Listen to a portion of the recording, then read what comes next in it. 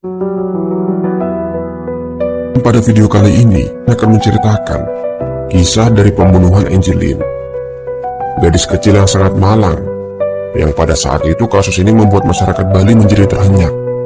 Dan bahkan bukan hanya masyarakat Bali, namun semua masyarakat yang pada saat itu mengikuti perkembangan kasus ini.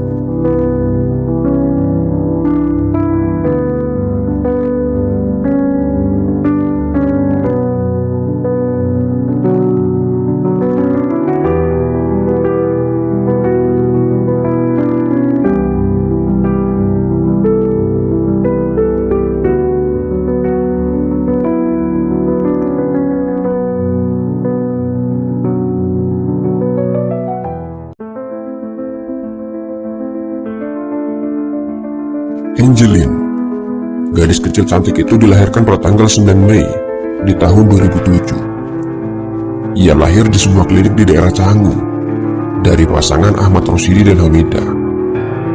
Di saat itu Rosidi merupakan kuli bangunan dengan penghasilan yang terbilang sangat minim, yaitu 30.000 per hari. Sementara biaya persalinan saat itu adalah 1.800.000. Di tengah kesulitan itulah, tetangga Rosidi mempertemukan mereka dengan Margriet. Margriet Christina Megawe bisa dibilang cukup berada dan bersedia melunasi semua tagihan persalinan. Namun dengan syarat, nantinya bayi tersebut akan diambil dan diasuh oleh Margriet. Meskipun bukan ini yang dikehendaki, namun bagaimanapun hanya inilah cara untuk melunasi semua tagihan itu. Mereka kemudian membuat kesepakatan berupa akta pengakuan pengangkatan anak yang ditulis oleh notaris Ane Wibowo. Belakangan diketahui, akta tersebut ternyata belum disahkan di pengadilan dan memang tidak sesuai dengan prosedur yang berlaku. Bayi tersebut selanjutnya diberi nama Angeline, yang merupakan nama depan dari ibunda Margriet. Margriet juga rupanya menuliskan janji lainnya, di mana nantinya Angeline akan menjadi ahli waris dari harta keluarga Margriet. Namun dalam perjanjian itu, jika seandainya Angeline meninggal dunia, maka semua harta akan kembali jatuh ke tangan Margriet. Mereka juga sepakat orang tua kandung tidak boleh menemui Angeline sampai ia berumur 18 tahun. Di awal adopsi, Angeline diperlakukan tidak ubahnya anak kandung sendiri. Ia memiliki dua kakak angkat yang sangat baik kepada dirinya. Mereka adalah Caroline Megawe, berumur 43 tahun, dan Christina Telly Megawe, berumur 34 tahun. Bahkan mereka mengajari Angeline dengan bahasa Inggris, sehingga sehari-hari, Angeline berkomunikasi menggunakan bahasa Inggris dengan sangat fasih. Angeline juga dikenal sebagai gadis yang ceria. Ia begitu sangat disayang oleh sang ayah. Lebih tepatnya adalah ayah angkat atau suami dari Margriet, yaitu Douglas Scarborough. Diketahui mereka adalah keluarga yang sering berpindah-pindah tempat, di antaranya Pekanbaru, Bekasi, dan terakhir adalah Bali. Namun pada tanggal 17 September 2008, Douglas meninggal dunia dan meninggalkan duka mendalam bagi keluarga. Angeline kini harus kehilangan kasih sayang dari sang ayah. Dan yang paling terpukul dari semua ini adalah Margriet. Inilah masa yang kemudian mengubah seluruh kehidupan mereka. Angeline yang kini diasuh orang tua tunggal mulai mendapatkan perlakuan yang berbeda. Kasih sayang yang selama ini selalu ia terima kini berubah menjadi penyiksaan secara mental dan juga fisik. Tidak lain dan tidak bukan, hal itu dilakukan oleh ibu angkatnya sendiri, yaitu Margriet. Margriet kini berubah menjadi sangat temperamental. Hari-hari Angeline dijalani dengan sangat berat. Ia bertugas mencuci baju, mengepel lantai, memberi makan seluruh binatang peliharaan, seperti anjing, kucing, dan juga ayam. Rutinitas ini membuat tubuh Angeline tidak terawat, kurus dan juga berbau. Bahkan teman-teman sekelas pernah mengadu kepada guru bahwa mereka mencium aroma tidak sedap dari tubuh Angeline. Rupanya bau itu berasal dari kotoran ayam yang saat itu masih menempel di rambutnya. Angeline pun akhirnya dimandikan oleh guru di sekolah itu. Diketahui Angeline bersekolah di SD 12 Sanur yang ada di Denpasar. Sekolah itu ditempuh dengan jarak 2 km jika melewati jalan besar, dan bisa terpangkas menjadi 1 km jika melewati pematang sawah. Ia pergi ke sekolah berjalan kaki setiap hari. Untuk anak seusianya, yaitu kelas 2 SD, tentunya hal tersebut sangatlah berat. Apalagi sebelum ke sekolah, ia harus terlebih dahulu memberi makan ternak, membersihkan rumah, dan ia pun harus mempersiapkan sarapannya sendiri. Sungguh sangat tidak terbayang, anak sekecil Angeline harus melakukan semua pekerjaan itu sendiri. Bahkan perlakuan Margaret terhadap Angeline bisa dikatakan seperti memperlakukan seorang budak. Hal ini tentunya berpengaruh terhadap prestasi belajar di sekolah. Tidak mengherankan jika Angeline sangat sering terlambat datang ke sekolah. Padahal jadwal masuk kelasnya adalah pukul 12 siang sampai dengan pukul 5 sore hari.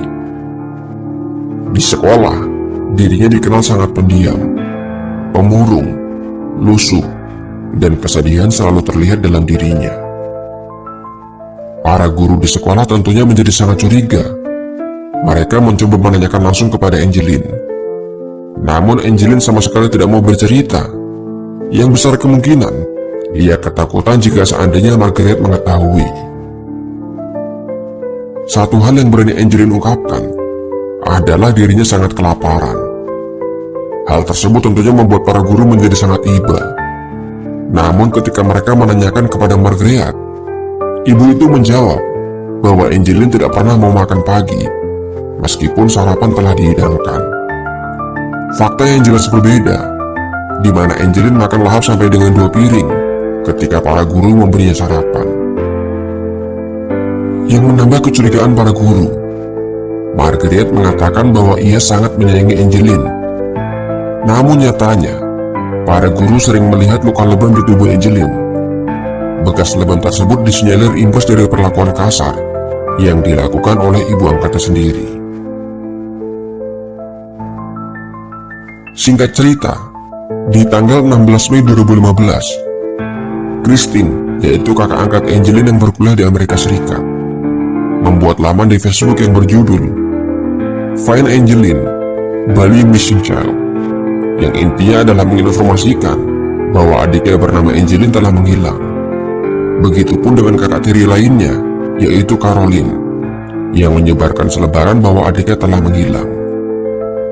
Padahal sebelumnya beberapa orang masih melihat Angeline bermain di depan rumah di jalan sedap malam. Ia di saat itu terlihat mengenakan daster berwarna biru muda. Tak disangka, keesokan harinya banyak warga yang membagikan informasi kehilangan Angeline. Hingga informasi itu juga sampai ke telinga polisi, dan Margaret pada saat itu berdalih bahwa Angeline diculik saat bermain di depan rumah. Polisi dengan cepat langsung melakukan pencarian. Mereka mencari Angeline dari Denpasar hingga masuk ke wilayah Banyuwangi, yaitu tempat orang tua kandungnya. Hal tersebut tidak membuahkan hasil. Polisi juga memeriksa kamera CCTV di sekitar lokasi, memeriksa sambungan telepon, serta menggunakan anjing pelacak untuk mencarinya. Namun anjing pelacak tidak bisa mengandung jejak Angeline, dan hanya terus berputar di sekitar rumah. Kecurigaan sebenarnya sudah mulai muncul, namun polisi masih menangani kasus ini dengan sangat hati-hati. Begitu hebohnya berita mengenai hilangnya Angeline, membuat KPAI akhirnya datang ke rumah Margaret dan berkomunikasi langsung dengan ibu itu. Mereka sempat tertegun melihat kondisi rumah yang sangat tidak layak. Pekarangan rumah penuh dengan kandang ayam, membuat tempat itu menjadi kotor dan juga berbau. Melihat kondisi itu, KPAI berniat mengambil hak asuh Angeline. Namun Margaret tiba-tiba menjadi histeris.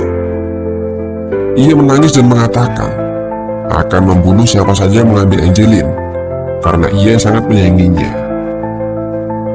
Selain dari KPAI, 2 menteri juga datang, yaitu Menteri Pendayagunaan Aparatur Negara dan Reformasi Birokrasi, dan Menteri Pemberdayaan Perempuan dan Perlindungan Anak.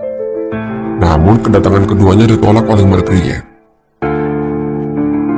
Sikap Margaret yang sangat labil dan tidak kooperatif membuat polisi justru semakin curiga. Apalagi Margaret kadang membuat alasan yang tidak konsisten dan terkadang bertentangan dengan fakta yang ditemukan. Ketika mereka memeriksa pembantu Margaret, yaitu Agus Taihambamai, pembantu tersebut akhirnya mengakui bahwa Margaret pernah memukul hidung Angeline hingga berdarah.